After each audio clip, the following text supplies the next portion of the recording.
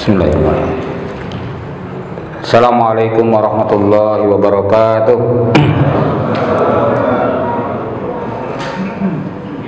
Innal hamdalillah nahmaduhu wa nasta'inuhu wa nastaghfiruh wa na'udzu billahi min syururi anfusina wa min sayyiati a'malina. May yahdihillahu fala mudilla lahu wa may yudlil fala hadiya lahu. Asyhadu an la ilaha illallah wahdahu la syarika lah wa asyhadu anna Muhammadan abduhu wa rasuluh. Wassalatu wassalamu ala Rasulillah wa ala alihi wa ashabihi wa man wala.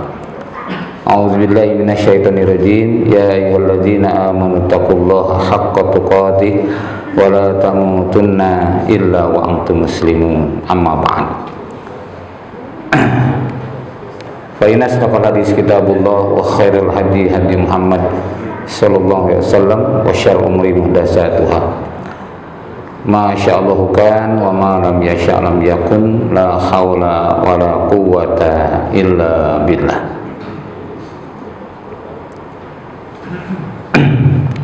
Alhamdulillah para ikhwan jamaah salat maghrib Masjid Al-Hidayah yang dimuliakan Allah Subhanahu wa taala. Pada kesempatan malam Senin ya, malam Senin ini kita sudah berada di bulan Sya'ban yang tinggal hitungan hari kita akan masuki bulan Ramadan. Untuk itu kita nanti akan bahas tentang juga kaitan dengan keutamaan bulan Sya'ban. Kemudian sebelumnya mari kita awali majelis ini dengan baca doa thalabul ilmi. Bismillahirrahmanirrahim. Rabbi zidni ilma, Allahumma anfa'ni bima 'allamtani wa 'allimni ma yanfa'uni warzuqni ilman yanfa'uni. Amin Allahumma amin. Seperti biasa sedikit murojaah dulu ya, supaya tidak hilang dari ingatan kita. Pembahasan pada pertemuan yang lalu adalah tentang gangguan kaum Quraisy kepada para sahabat Rasulullah SAW. Jadi ketika mereka merasa tidak mampu lagi menggoda Nabi atau mengganggu Nabi, apalagi setelah baiatnya Hamzah, baiatnya Umar bin Khattab dan Hamzah, maka mereka ini berhenti mengganggu Nabi. Tapi kemudian gangguan itu diarahkan kepada para sahabat, terutama para sahabat yang lemah, yang tidak punya backing, yang tidak punya dukungan dari kabilahnya. Itu jadi sasaran utama mereka. Maka mereka melakukan pukulan, memenjarakan, memboikot ya, lalu kemudian menyiksanya sampai luar biasa ya. Bahkan ini diantaranya sahabat-sahabat yang mendapat siksaan kaum Quraisy ya. Pertama Bilal bin Rabah itu sampai ditindih dengan batu besar dan panas ya di tengah terik matahari. Kemudian keluarga Ammar bin Yasir, Ammar bin Yasir sendiri terpaksa mengucapkan kalimat kekufuran karena dipaksa dan diancam, dan beratnya siksaan waktu itu. Itu Allah abadikan di surah An-Nahl 106. Kemudian Yasir dan Sumayyah, ini orang tua Ammar, yang disiksa dengan api ya sampai syahid. Bahkan sebagian riwayat menyebutkan sampai Sumayyah itu ditusuk kemaluannya dengan tumbak ya. Nauzubillah min dzalik. Itulah sebagai syahid dan syahidah pertama dalam Islam. Kemudian yang Khabbab bin Al-Ad itu disiksa dengan besi panas yang membara sehingga terkelupuh, mengelepuh kulit-kulitnya. Nah, itulah gambaran siksaan pada saat itu. Nah, kemudian itu pun ternyata tidak berhasil. Jadi betapapun beratnya siksaan, para sahabat tidak mengurangi keyakinannya kepada Islam. Malah diantara para sahabat semakin mantap, semakin yakin dengan kebenaran Islam.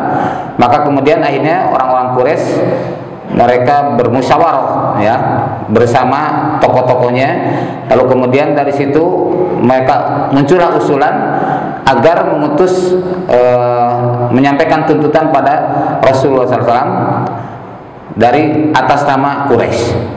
Nah, maka mereka sepakat, dan Utbah bin Rabi'ah menawarkan diri, kalau gitu saya aja yang akan ke sana. Mereka sepakat, diutuslah Utbah bin Rabi'ah.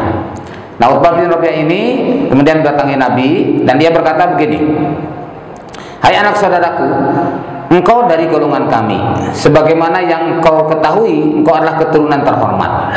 Akan tapi engkau telah membawa satu urusan besar kepada kaummu. Engkau pecah belahkan persatuan mereka."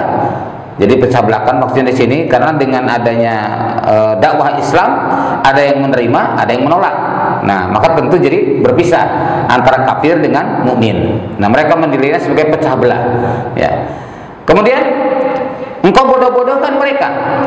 Karena maksud Rasul padahal menyampaikan edukasi, meluluskan ya kekeliruan mereka, tapi mereka menganggap sebagai bentuk penghinaan.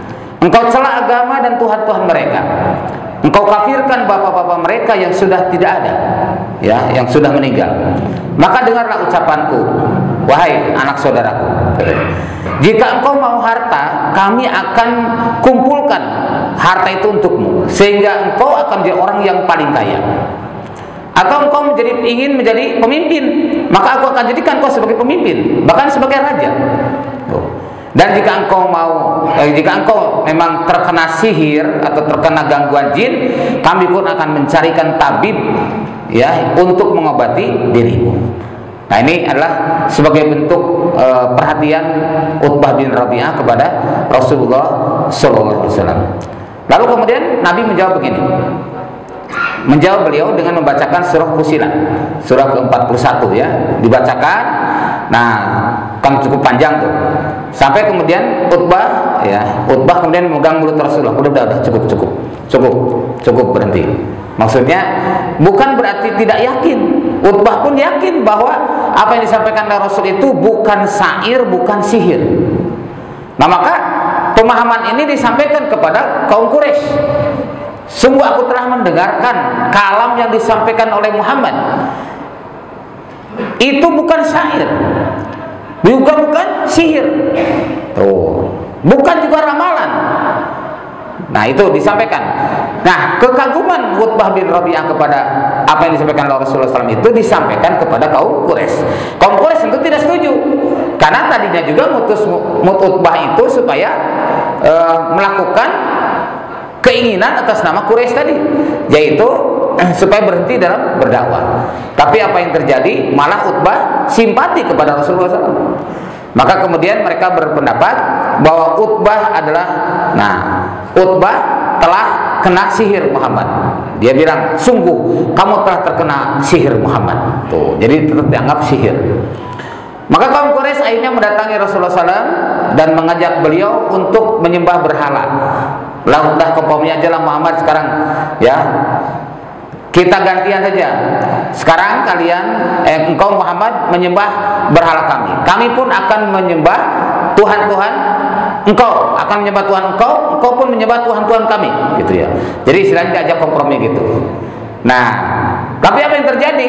Ini pun turunlah surah Al-Kafirun, ya, surah Al-Qul ya ayyuhal kafirun la a'budu ma ta'budun.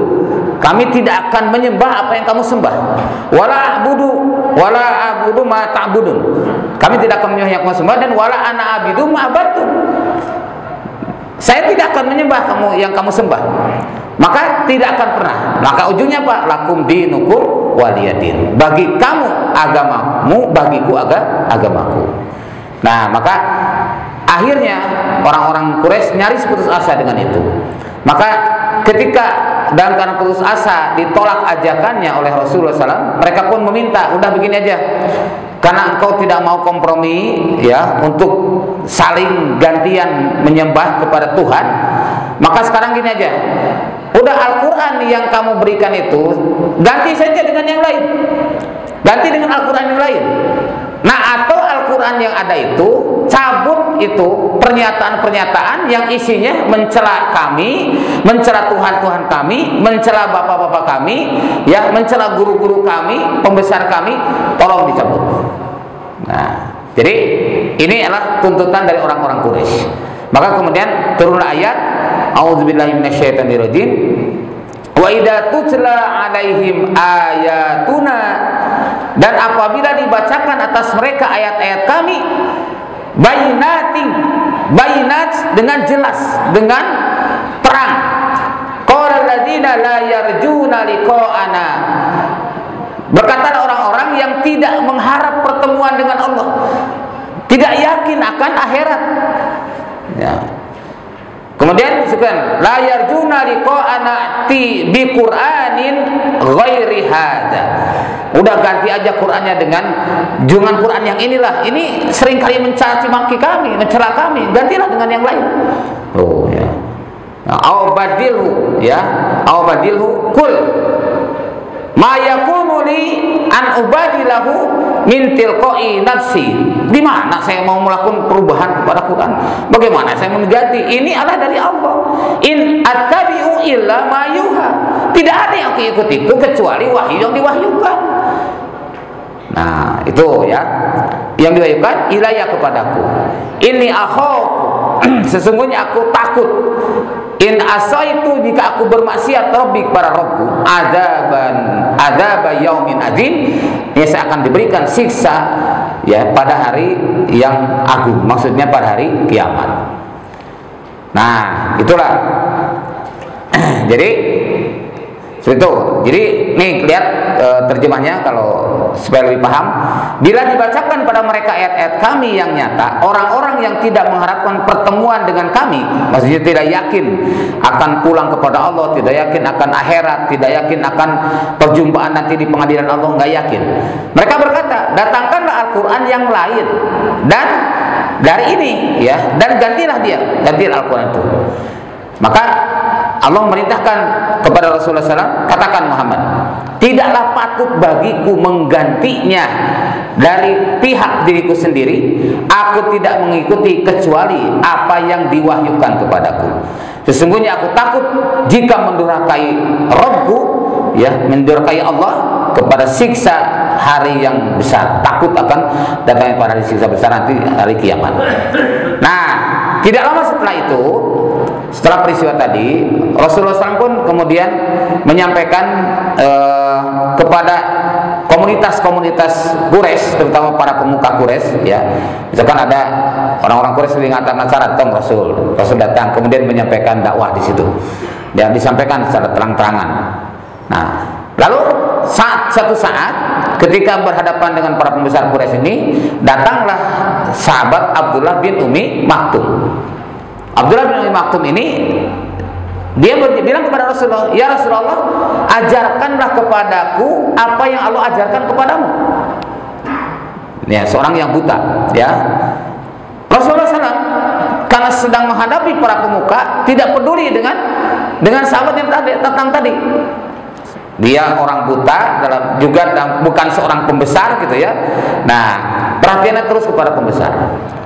Sampai berulang kali pun tidak dipedulikan. Akhirnya turunlah ayat A'udzubillahi minasyaitonirrajim. Bismillahirrahmanirrahim. Abasa wa tawalla an ja'ahul a'ma.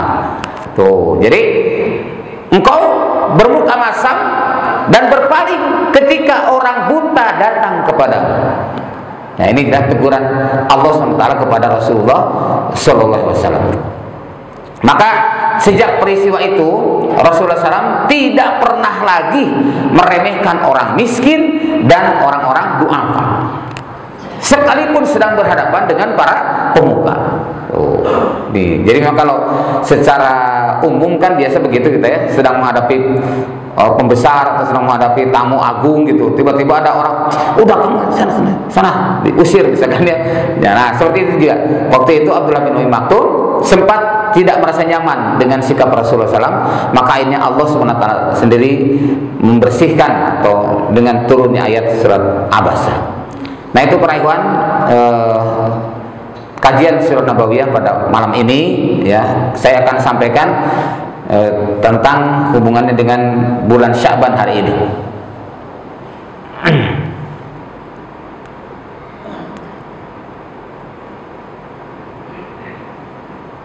Nah, ini kita keutamaan bulan Sya'ban ya. Ada apa dengan bulan Sya'ban? Pertama, kenapa dinamakan Sya'ban?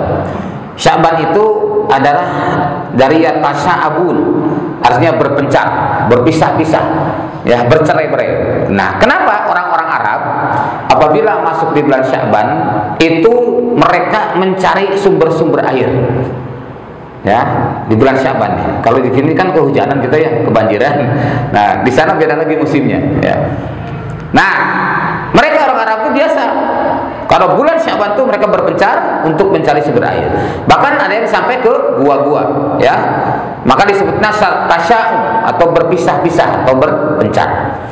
Jadi kan dikatakan bulan Syaban itu karena muncul di antara dua bulan, antara bulan Rajab sebagai bulan haram dan bulan Ramadan, bulan yang dimuliakan Allah, ya, bulan yang paling agung kan di antara semua bulan, itu bulan Ramadan.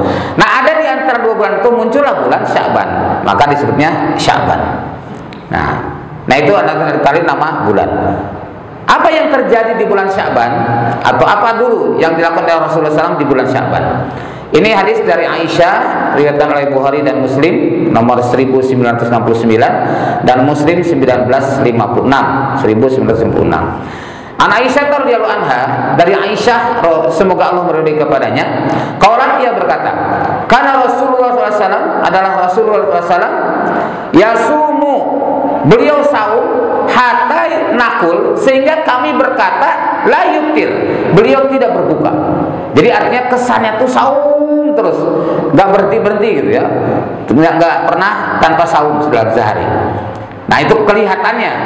Kemudian wa yuftiru hatta nakul la yasum, lalu kadang-kadang Nabi tidak pernah saum, terus saja berbuka tiap hari, kelihatan misalkan ya makan minum, tidak saum Nabi. Nah, sampai kami menyatakan Nabi tidak pernah saum gitu. Nah, fama ra'aitu, maka aku tidak melihat Rasulullah SAW, ya, beliau Rasulullah SAW itu istakmala siyaman, menyempurnakan saum syahrin dalam satu tahun. Maaf, dalam satu bulan. Ya, istakmala siyami syahrin, ya, Nabi tidak pernah menyempurnakan saum satu bulan penuh, ya, illa Ramadan, kecuali bulan Ramadan. Wa ma ra'aituhu, dan aku tidak pernah melihatnya aksara siyaman, yang lebih banyak saumnya minhu daripadanya di Sya'ban, dari bulan Sya'ban. Jadi dalam sebulan itu kalau full sempurna satu bulan itu hanya di bulan Ramadan. Tapi kalau dalam satu bulan itu paling banyak saumnya itu di bulan Sya'ban. Nah, itu. Jadi bukan pada bulan haram, bukan bulan Rajab, bukan bulan Dzulqa'dah, bukan bulan Dzulhijjah, juga bukan bulan Muharram, tapi justru pada bulan Sya'ban itulah saumnya Rasulullah yang paling banyak. Nah, kemudian ini saum hampir sebulan.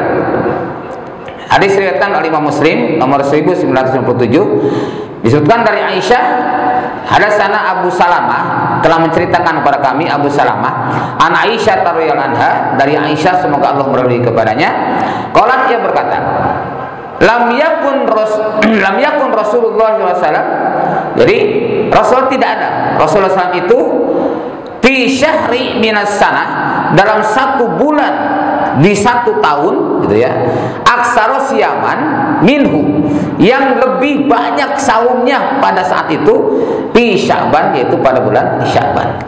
Tuh, jadi itu memperjelas tadi bahwa Rasulullah SAW memperbanyak saumnya bukan pada bulan Rajab, bukan pada bulan Dzulqa'dah, Dzulhijjah ataupun Muharram, tapi justru pada bulan Sya'ban. Ya. Nah, kemudian yang berikutnya masih dari Aisyah, nomor hadis 1955 di Sahih Muslim, bahwasanya saya tidak pernah melihat Nabi puasa satu bulan penuh semenjak beliau menetap di Madinah, kecuali bulan Ramadan. Jadi karena sebelum turunnya perintah bulan Ramadan, beliau itu saum 10 Muharram dan saum tanggal 13, 14, 15. Itu dilakukan terus ya. Jadi dulu sebelum ada saum Ramadan itu jadi saum wajib. Setelah sampai ke Madinah di tahun 2 Hijriah ya, tahun 1 Hijriah masih dilaksanakan. Tahun 2 Hijriah turunlah surat Al-Baqarah ayat 183. Ya ayyuhalladzina amanu kutiba alaikumusiyam. Maka kemudian sejak itu diwajibkan Ramadan, dan saum yang tadi saum Asyura dan saum Ayyamul Bid tadi menjadi saum sunnah. Ya. Nah ini dari Ibn Abbas, ia berkata tidaklah Rasulullah SAW berpuasa 1 bulan penuh selain Ramadan. Nah kemudian Sya'ban adalah bulan dilalaikan kebanyakan manusia. Nah ini menarik juga ya, bahwasanya dari Usama bin Zaid radhiyallahu anhu, ia berkata, tahu ya Usama bin Zaid? Usama bin Zaid itu di sini bukannya radhiyallahu anhu, semoga Allah meridai kepada keduanya. Kenapa? Karena Usama bin Zaid dan bapaknya Usama yaitu Zaid bin Haritsah dua-duanya muslim. Usama bin Zaid ini adalah pemuda yang diamanati oleh Rasul jadi komandan perang ke Syria di usia 16 atau 17 tahun. Jadi masih relatif muda, usia remaja. Berarti kalau kita mungkin usia SMA ya, kelas 2 atau kelas 3 gitu. Itulah Usama bin Zaid, luar biasa. Loh kenapa bisa seperti itu? Karena memang dari usia 10 tahun Usama bin Zaid itu sering kali mengikuti peperangan. Minta izin pada Rasul untuk ikut perang. Oleh Rasul tempatkan di bagian belakang, sehingga memantau bagaimana strategi musuh, bagaimana strategi muslimin dalam medan perang, dan itu dipelajari. Maka di usia 16 atau 17 tahun Usama bin Zaid diamanati Rasulullah SAW untuk memimpin pasukan ke Syria. Tuh, Masya Allah. Tapi apa yang terjadi? Baru perjalanan kurang lebih 2 hari Rasul wafat. Maka Usama tidak melanjutkan perjalanannya karena mendengar Rasul wafat. Pulang dulu ke Madinah. Kenapa seperti itu? Karena ketika berangkat seperti Usama tadi tanpa ada komando dari imam, di mana Rasul menjadi imam atau jadi komandonya, ya, maka tidak bisa dilakukan hal itu. Karena seperti halnya sabda Rasulullah SAW dalam hadis riwayat Ahmad, ana amurukum bi khamsin Allahu amarni bihinna. Aku perintahkan kepada kalian 5 perkara sebagaimana Allah perintahkan kepadaku 5 perkara pula. Yaitu pertama bil jamaah, hidup berjamaah. Yang namanya berjamaah terpimpin oleh seorang imam, seperti halnya dalam sholat berjamaah. Kemudian wasamu, mendengar. Inilah proses seperti mendengar, mengadakan taklim, mengadakan kajian, tadrib, tarbiyah, pembinaan dan sebagainya, itu malah asam. Yang ketiga ato'ah, melaksanakan ilmu yang sudah kita dapatkan, itu ato'ah. Yang keempat al-hijrah, pindah dari semua keburukan kepada kebaikan, baik secara fisik maupun non fisik, baik secara hijrah dalam artian jasmani maupun rohani. Nah kemudian yang terakhir baru wajihad fisabilillah, wal jihad fisabilillah, dan jihad di jalan Allah. Tuh, jadi puncak, maka disebut oleh Nabi dirwatus sanamihi, puncak dari semua amal itulah jihad fisabilillah. Usama bin Zaid tidak melanjutkan perjalanan karena Rasul wafat. Berarti kalau dia melanjutkan berangkat ke Syria tanpa ada komando, tidak ada imam yang menetapkan, maka pulang dulu. Nah setelah terjadinya pembaiatan kepada Abu Bakar As-Siddiq radhiyallahu anhu, baru oleh Abu Bakar diberangkatkan kembali ke Syria. Waktu itu sempat diprotes oleh para sahabat, kenapa engkau tugaskan menjadi komandan perang itu adalah Usama bin Zaid? Bukankah dia masih teramat muda? Bukankah banyak para senior kita? Nah, apa kata Abu Bakar? Yang mengangkat Usama bin Zaid menjadi komandan perang bukan aku, tapi orang yang jauh lebih baik daripada aku. Itulah Rasulullah SAW. Aku tidak berani merubah keputusan beliau.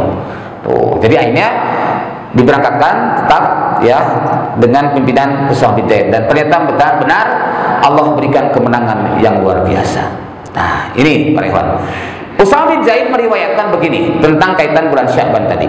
Saya berkata, ya Rasulullah, saya tidak pernah melihatmu berpuasa dalam 1 bulan dari bulan-bulan yang ada seperti puasamu di bulan Sya'ban. Maka beliau bersabda, itulah bulan yang manusia lalai dari antara Rajab dan Ramadan. Jadi sebagian besar manusia hari ini bulan ini adalah orang lalai. Apalagi kalau sudah menjelang Ramadan, banyak orang ke tempat tamasya, banyak orang poya-poya, ya, hura-hura dan sebagainya, mumpung belum masuk bulan Ramadan. Begitu alasannya. Ya. Padahal justru Rasul dan para sahabat itu ketika menjelang Ramadan mereka semua bersungguh-sungguh. Nah, Rasul menyampaikan bahwa banyak manusia yang lalai pada bulan ini, maka oleh karena itu merupakan bulan yang dalamnya diangkat juga amalan-amalan oleh Allah SWT. Aku ingin diangkat oleh Allah amalan ini dalam keadaan sedang berpuasa.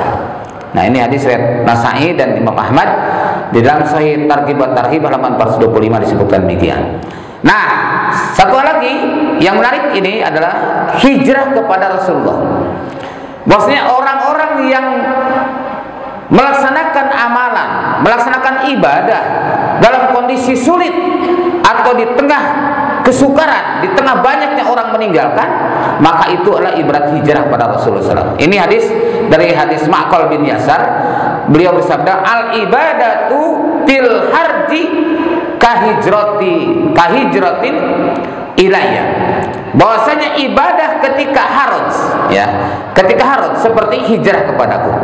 Nah, dalam hal ini saya lihat di Sahih Muslim ada sarahnya, ditulis oleh Muhammad Syaran, itu Muhammad Fuad Abdul Baqi, menuliskan, ya, yang saya terjemahkan gini, yakni ketika terjadinya fitnah karena manusia mengikuti hawa nafsunya, sehingga orang yang berpegang teguh akan melaksanakan amalan dengan sulit atau berat.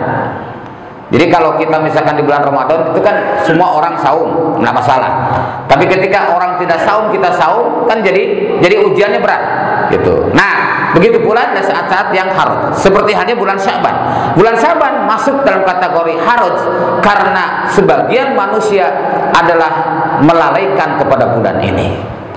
Maka ketika kita beribadah dalam kondisi seperti itu, mendapatkan keutamaan yang lebih daripada yang lainnya.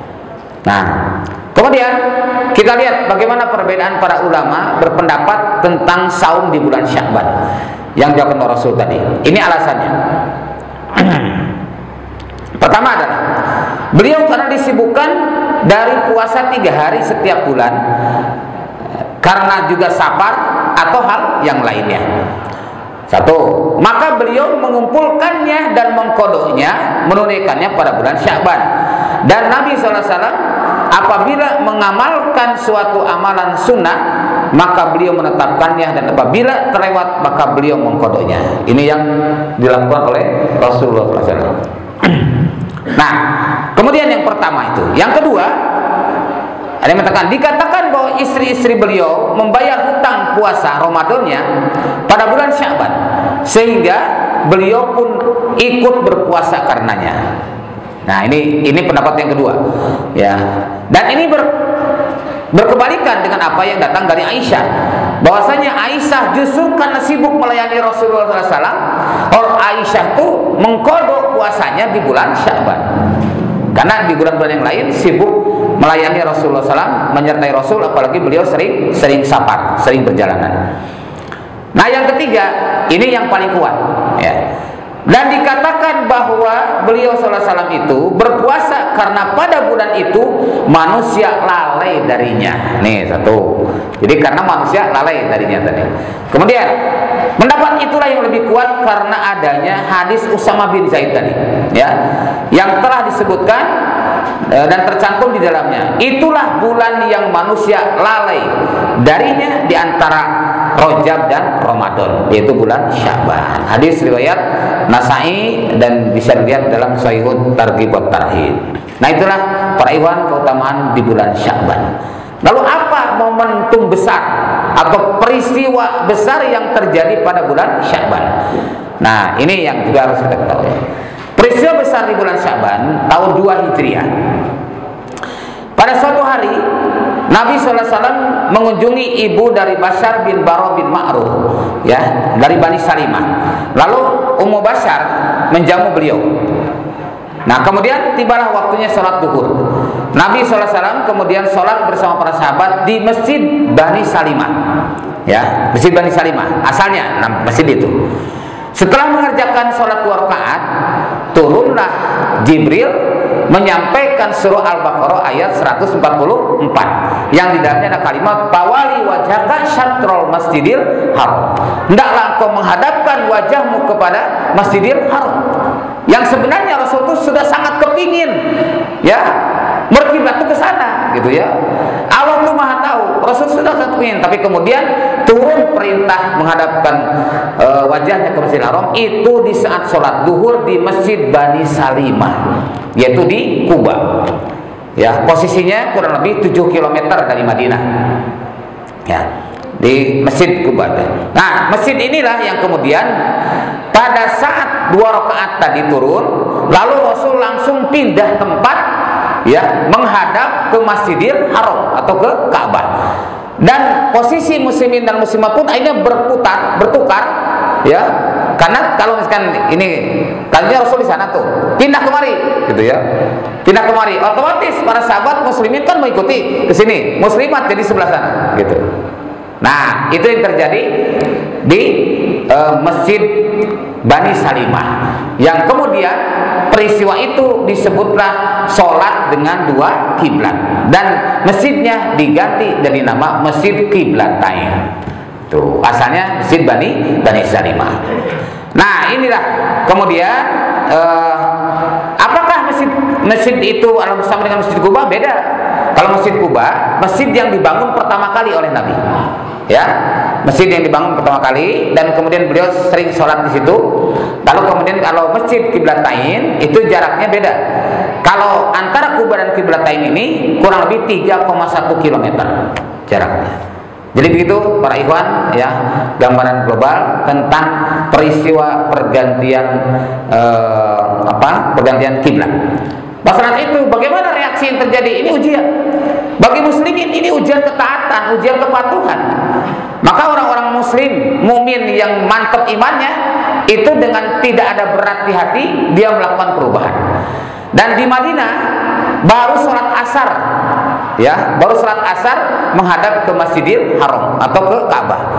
Pada sholat duhur di Madinah masih sempurna 4 rakaat ke Masjidil Aqsa, gitu. Sementara di Masjid Qiblatain sudah berubah, ya, pada saat itu 2 rakaat. Nah, demikian pula di tempat yang lain ada yang besok harinya baru berubah, karena informasi dulu kan tidak secanggih sekarang, ya, maka seperti itu yang terjadi. Nah, ini para ikhwan azakumullah, inti daripada ketaatan ini kepada Allah SWT seperti itu. Nah, kemudian bagaimana respon orang lain seperti orang-orang musyrik? Begitu mendengar perubahan kiblat ini, mereka komentarnya begini, ini orang-orang Islam sekarang sudah kembali kepada kiblatnya seperti semula dulu, ya, seperti waktu di Mekah. Berarti mereka telah kembali pada agama nenek moyang mereka. Nih, kata orang musyrik, ya. Nah, orang-orang Yahudi bukan begitu. Orang Yahudi bilangnya, ini Muhammad telah mengkhianati kiblatnya para nabi terdahulu. Para nabi terdahulu kiblatnya semua ke Baitul Maqdis. Muhammad sekarang pindah, berarti mengkhianati kepada para nabi terdahulu. Nah, beda lagi kalau orang-orang munafik. Kalau orang munafik bilangnya begini, kalau benar, ya, perubahan kiblat ini, kalau benar, niscaya tidak akan, kalau benar berkiblatnya ke Baitul Maqdis tidak akan ditinggalkan. Kalau kiblat ke Baitul Maqdis itu benar, tidak akan ditinggalkan. Kemudian yang kedua, kalau benar ini kiblat ini yang sekarang, berarti selama ini yang dulu itu Muhammad itu adalah membawa kebatilan. Tuh, jadi berarti yang diajar oleh Muhammad itu batil. Kalau yang ini benar, gitu. Jadi orang-orang munafik seperti itu pendapatnya. Nah, ini para ikhwan, tentu kita kembali kepada apa yang disampaikan oleh Rasulullah SAW, bahwasanya la yu'minu ahadukum hatta yakuna hawahu taba'an lima ji'tu bih. Ya, tidaklah termasuk iman salah seorang di antara kalian sehingga hawa nafsunya tunduk kepada yang aku bawa. Demikian pula dalam Al-Quran di surah An-Nisa ayat 65, fala wa rabbika hatta yuhakimuka fima syajara bainahum. Ya, jadi demi Allah tidak dikatakan beriman mereka itu sama sekali sehingga menjadikan kaum Muhammad menjadi hakim pemutus urusan dalam apa yang mereka perselisihkan. Ujungnya apa ayat itu? Wa yusallimu taslima. Mereka menerima dengan sepenuh hati mereka. Nah, inilah si sosok seorang mukmin yang tidak ada keberatan sama sekali. Bahkan diabadikan juga dalam surah Al-Hujurat ayat 15, innamal mu'minuna alladzina amanu billahi wa rasulihi tsumma lam yartabu. Sesungguhnya orang-orang mukmin itu adalah orang yang beriman kepada Allah dan Rasulnya, tsumma lam yartabu, kemudian mereka tidak ragu-ragu. Nih, jadi tidak ada keraguan karena al-haqqu mir rabbika fala takunanna minal mumtarin. Kebenaran itu datang dari Allah, maka janganlah kamu termasuk orang yang ragu-ragu. Nah, inilah yang terjadi, walaupun ayat itu juga berkaitan dengan Isra Mi'raj, nah, termasuk juga pergantian kiblat. Tidak sedikit yang murtad. Artinya ada beberapa yang murtad yang tidak yakin dengan itu. Akibat tadi keimanannya pun rapuh, apalagi terprovokasi oleh orang Yahudi dan orang-orang musyrik. Demikian, wallahu alam bissawab. Demikian para ikhwan ya yang dapat saya sampaikan. Ada pertanyaan? Azan, oh sebentar lagi azan. Baik, kalau gitu kita cukup dulu ya. Kita skors dulu, kita dengarkan azan dulu. Mudah-mudahan yang sampaikan manfaatnya. Waalaikumsalam. Assalamualaikum warahmatullahi wabarakatuh.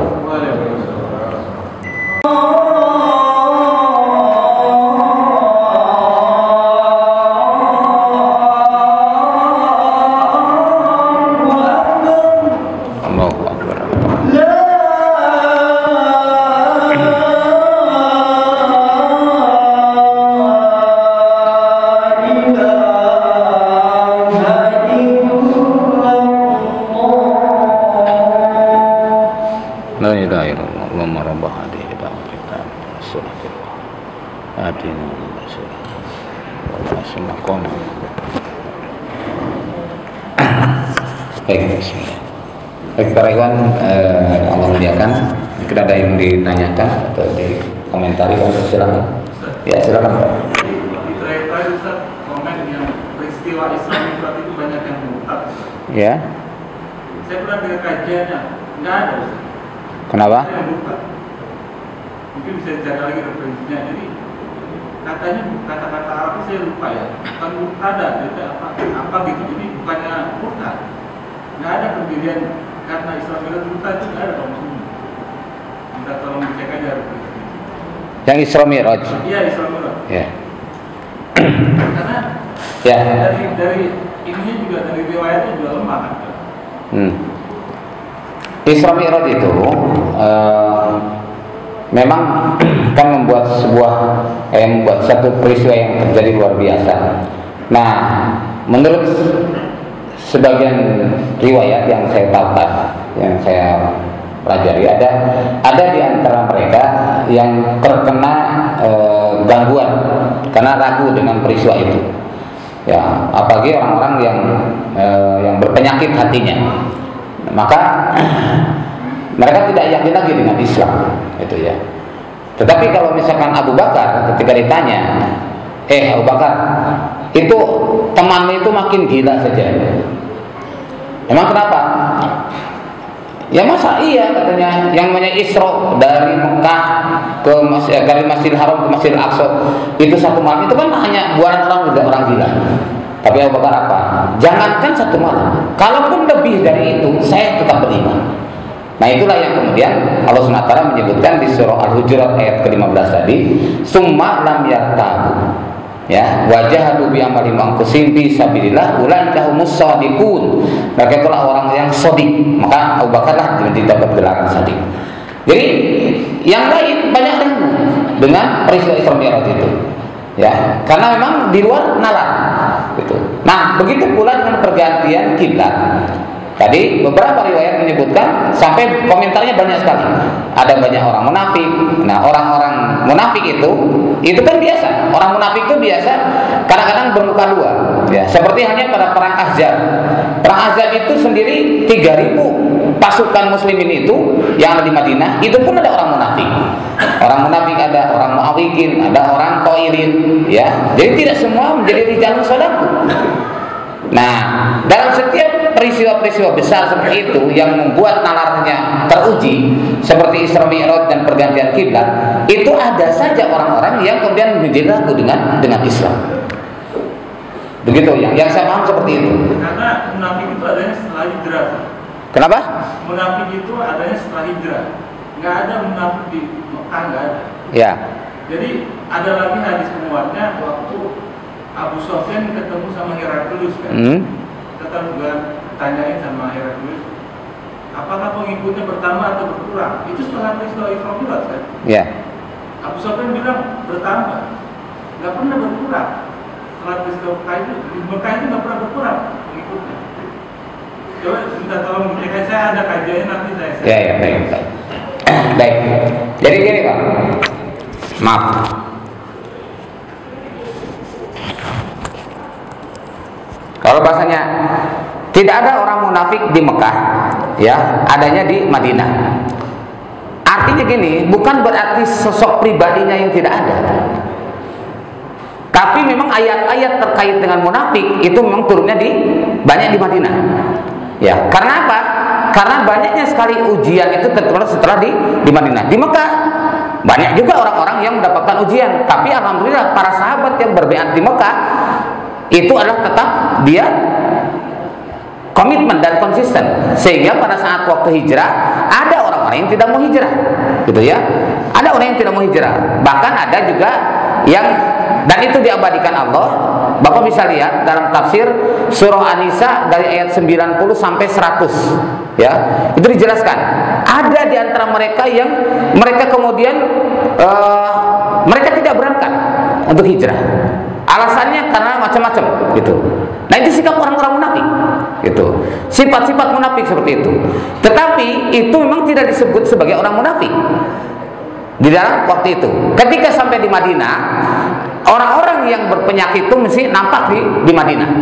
Kalau di Madinah betul nampak sekali orang munafik itu, kejelasan sekali. Karena banyak sekali hukum yang diterapkan di Madinah itu, sehingga menjadi pembeda yang jelas antara mukmin dan munafik. Begitu. Jadi bukan berarti sama sekali tidak ada orang-orang yang ragu. Yang ragu itu banyak. Ya, ketika awal-awal termasuk peristiwa Isra Mi'raj, ada yang ragu. Silakan kaji kembali, ya, sama-sama. Saya juga akan mengkaji kembali, ya, apa yang Bapak sampaikan tadi. Saya akan kembali kaji ulang. Apakah benar di Mekah tidak ada orang-orang yang ragu? Kalau yang saya pelajari ada yang ragu. Maka tadi dalam surah Al-Hujurat ayat ke-15 Allah menegaskan tentang keimanan Abu Bakar. Disebutnya juga sumalam yartabu. Kemudian mereka tidak ragu-ragu. Ya. Ya. Yang saya masalkan murtad, bukan ragu. Murtad. Tadi Pak Ustaz bilang setelah peristiwa Isra Mi'raj ada beberapa kaum muslimin yang murtad. Oh gitu. Ya. Saya bilang nggak ada. Baik. Ragunya mungkin ada, ragu ada. Ya, ya. Baik, nanti kami akan coba cek lagi ya. Jazakallahu khairan. Saya senang kalau ada misalkan para ikhwan memberikan masukan seperti itu ya. Sehingga kita terus menggali. Karena kita menggali terus. Apa benar di saat itu tidak ada yang sampai murtad dari Islam? Nah, karena memang peristiwa Isra Mi'raj itu kan menjelang hijrah. Ya, jadi sebelum hijrah. Dan itu terjadi luar biasa dampaknya. Tapi yang tadi surah Al-Hujurat ayat ke-15 ya, termasuk kemudian nanti kita buka lagi tafsirnya seperti apa. Nanti insya Allah kalau pertemuan mendatang saya jelaskan kembali seperti apa kedudukannya. Pernah juga Bapak dulu menyampaikan sesuatu, nah saya koreksi, ya betul, saya koreksi di rumah, oh iya benar, berarti posisinya begini, bukan begini. Nggak apa-apa, ya saya senang kalau ada misalkan masukan-masukan seperti ini, sehingga kita bisa melakukan koreksi ulang, kajian ulang untuk lebih baik. Demikian. Ada lagi? Silakan. Ya silakan Pak. Mengenai Sya'ban ya Pak Ustaz. Ya. Disarankan puasa lebih banyak. Tapi ada keterangan tentang puasa nisfu Sya'ban. Apakah itu keterangan yang dalil yang kuat? Ya. Tentang nisfu Sya'ban. Ya. Baik. Sebenarnya kalau panjang waktunya ada khusus kajian tentang nisfu Sya'ban. Ini saya materinya judulnya juga.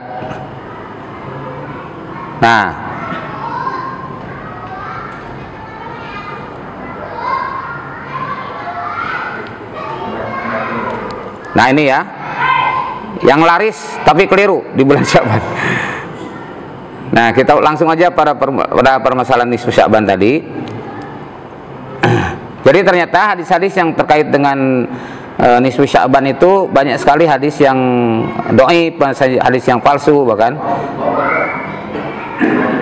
Kenapa? Maknanya kurang jelas Pak Ustaz. Iya. Nah ini Pak, ini adalah hadis-hadis yang terkait dengan nisfu Sya'ban.